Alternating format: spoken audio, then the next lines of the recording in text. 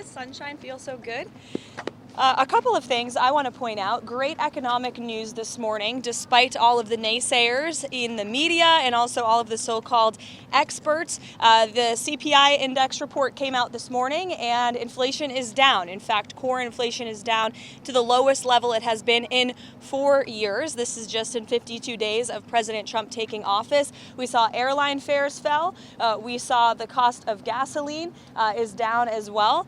We also saw a $1 billion investment this morning from GE Aerospace. We saw Asahi, the Japanese beer company, announce that they're going to move manufacturing and investments to the great state of Wisconsin in response to President Trump's 25% tariffs on steel and aluminum, which you all know went into effect last night. So this is all good news for the American people, and it also shows that you can effectively utilize tariffs to bolster your industries here at home while driving down the cost of living for the American public through deregulation and through energy. And we know President Trump is intent on passing his big tax cuts later this year. We're calling on Congress to do it. We also had a big win on Capitol Hill last night. As I talked to you all in the briefing yesterday, the president strongly supported the continuing resolution. He continues to support the continuing resolution. Now the ball is in Senate Democrats' court.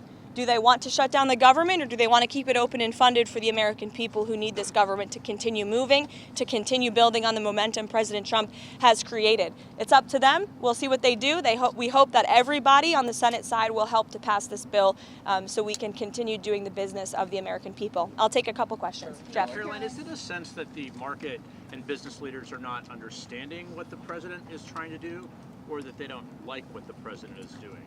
How do you explain the stock market? Well, I think I talked about this yesterday, and I think the president has also addressed the stock market yesterday. It's a snapshot of a moment in time, and we expect there will be good days and there will be bad days, but ultimately Wall Street and Main Street are going to benefit from this president's policies as they did in his first term. And Karoline, depends on the Department of Education. Sure. With layoffs of 50%, can you confirm that critical services won't be cut? For instance, reassuring American families who have kids with disabilities that their programs will not be cut? Yes, the Secretary of Education, Linda McMahon, who's doing a tremendous job, by the way, has assured the American people of that. And these cuts are a promise made and a promise kept.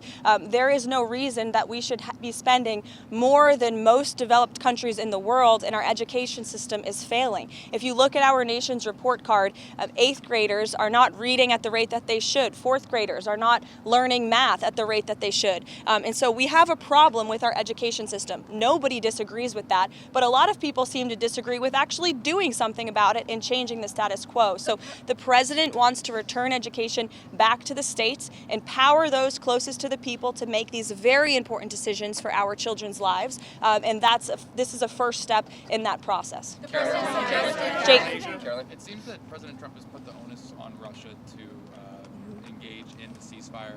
If that ceasefire is broken, is there any type of enforcement mechanism in place that President Trump would enforce on Russia if they break that ceasefire? Well, that's obviously a grand hypothetical question that I won't comment on because we're not there yet.